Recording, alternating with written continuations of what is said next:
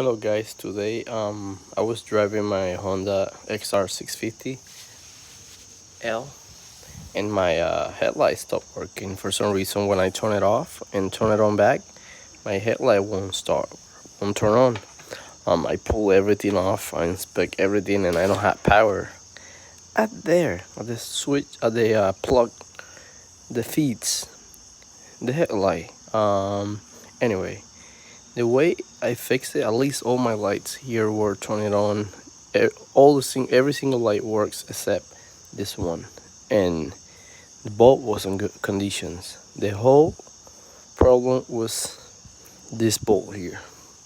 For some reason, you see that bulb there? Let me see if I can. That's on the. Let me see if I can focus there. Right under the E star switch. Right under there. I turn loose that bulb 2 turns and the headlight turn on.